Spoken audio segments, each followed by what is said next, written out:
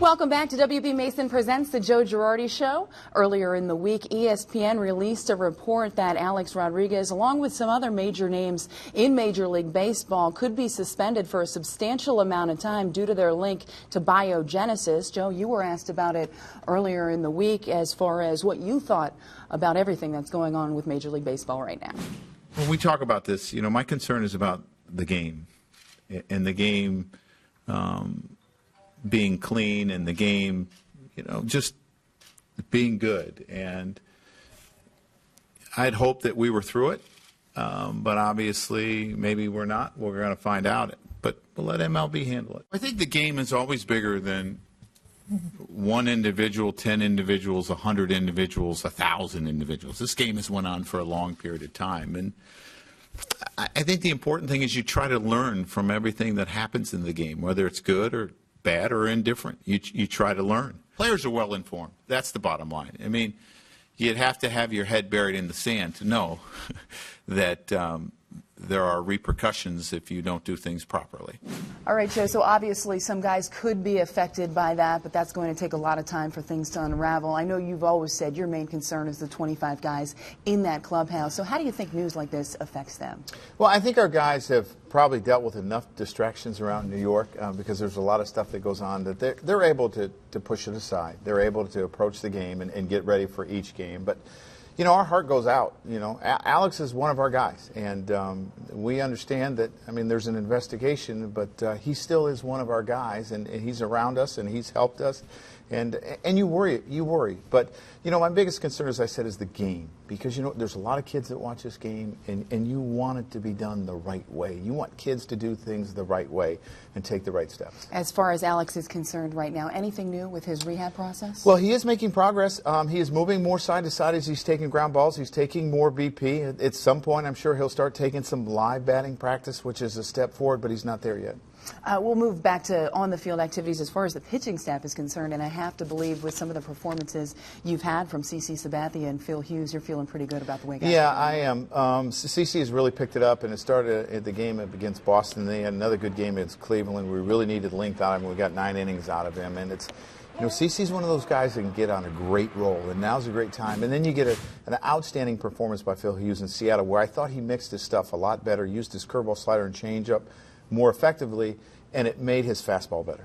Joe, first CC Sabathia, you were never worried about him all season long. You continued to say, hey, I have confidence in him. He's going to be a good pitcher for us this season. What enabled you to have such confidence in him? Well, we see him on an everyday basis, and we understand the type of competitor he is. And he has that competitive spirit that he's going to find a way. I mean, we've seen when he's at his best stuff, things can go wrong. Someone can make an error. He never gets unraveled. He finds a way to get it done.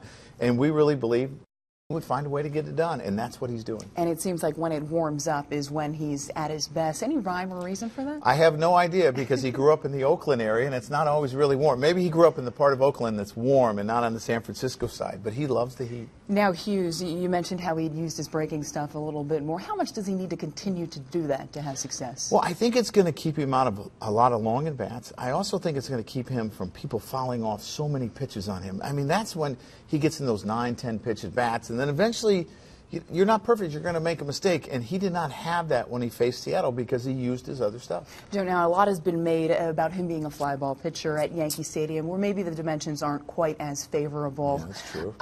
When you look at pitching in Seattle, he'll also get a start in Oakland. Do you think that's in the back of his mind at all, or do you think too much stock is put in that you're playing now in a bigger ballpark or a little bit more margin for error? I think there's too much stock in that, because I think a pitcher always wants to go out and do well and dominate. So I don't think they think, wow, I'm in a bigger park, I'm going to let him put it in play. I don't think they think like that.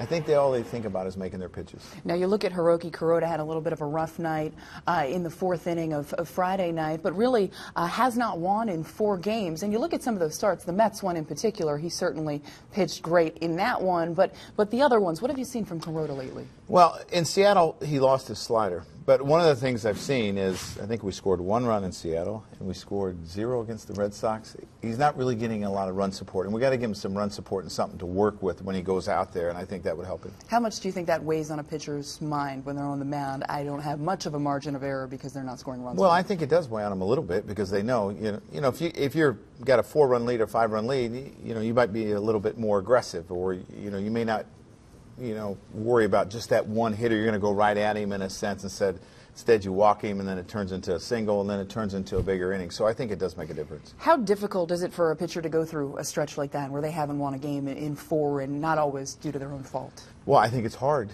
because they don't get to go out there very often. It's every 5 days, and when you start talking about 3 or 4 starts, you're talking about 20 days, and they want to contribute, and it's a long time in between those 5 days for them. So I think it's difficult. Now, Andy Pettitte is back, and after the first start, he admittedly said, I don't quite feel like myself yet. How close do you think he is to being the old Andy Pettitte? I thought his stuff was really good against Cleveland. I know he got flustered, but that's Andy Pettitte because he didn't pitch as well and as deep in the game as he wanted. But I thought his stuff was really good. We saw the velocity on his fastball. I thought his curveball was good. So I think his stuff's pretty close. Joe, it seems like he expects so much out of himself. He's so hard on himself. Have you ever seen a player like that after games speaking to the media or just the way he deals with things? He seems like he really wears it all on his sleeve. He's pretty candid. Andy's as candid as anyone I've ever been around, and you sometimes even get to see it during the game when he's yelling at himself. But he's a true professional, and he expects a lot. Best Andy Pettitte story? Oh, there's too many to talk about. The show's not long enough.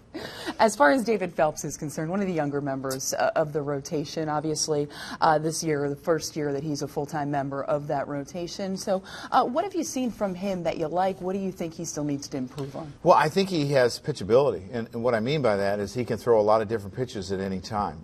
For him, it's being aggressive in the zone. He can locate, there's no doubt about it. And that first inning is important for him as well as a lot of starters in the big leagues. Get him comfortable, and when he gets comfortable, he's pretty good. Do you think there are times where maybe he tries to be a little bit too fine and that kind of catches up with him? Yeah, it can. It can drive his pitch count up fairly quickly, but he understands that pitching is about living on the outer thirds and not making mistakes in the middle of the plate, and he understands that.